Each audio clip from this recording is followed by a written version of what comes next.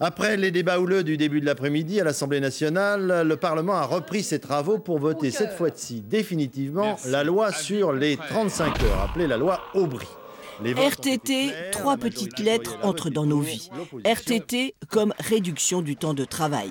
L'initiative en revient à Martine Aubry, ministre du Travail de Lionel Jospin, alors Premier ministre.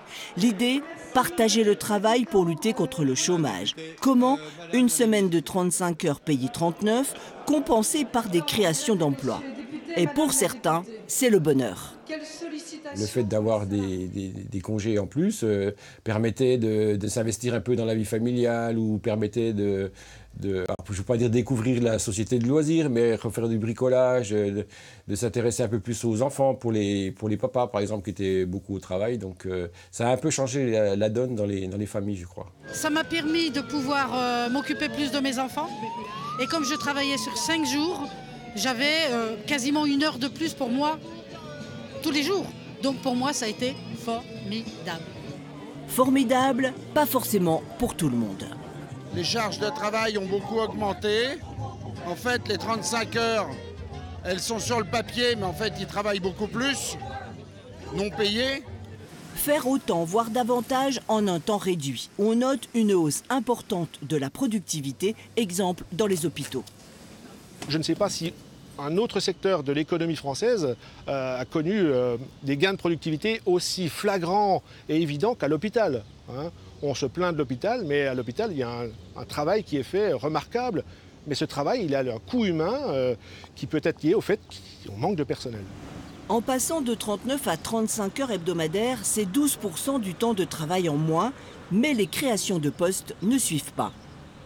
Il nous faut des embauches pour compenser à la fois au début la perte de 12% de salariés. Et puis aujourd'hui, il nous faut des embauches parce qu'on n'a que 2 mains, 2 pieds et que dans les services, on est obligé de faire le travail et qu'on s'épuise à faire le travail. La loi Aubry a-t-elle sauvegardé ou créé des emplois?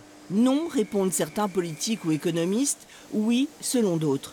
Comme la CFDT qui avance le chiffre de 500 à 700 000 emplois. Et pour certains syndicalistes, la lutte contre le chômage passe toujours par la réduction du temps de travail. Sincèrement, je pense que pour le partage, on devrait même encore diminuer, passer à 32 heures. 32 heures, moi je crois qu'il y aurait une bonne équité du partage du travail. Je pense qu'on peut encore réduire le temps de travail dans certains endroits de manière à embaucher les gens. 32 heures? Pourquoi pas? Nous l'avons revendiqué longtemps et je pense que... Alors, pardon, il ne faut pas l'appliquer partout, il faut l'appliquer dans les secteurs à forte valeur ajoutée, dans les secteurs où ça fonctionne bien. Je persiste à dire qu'il n'est pas normal qu'il y ait des gens qui fassent des burn-out ou qui aient des troubles musculo-squelettiques. En gros, des gens qui travaillent trop et qui subissent trop de pression par rapport à d'autres gens qui n'ont pas de travail, quoi. La loi Aubry a-t-elle créé des emplois, dégradé les conditions de travail? Difficile de répondre à ces questions.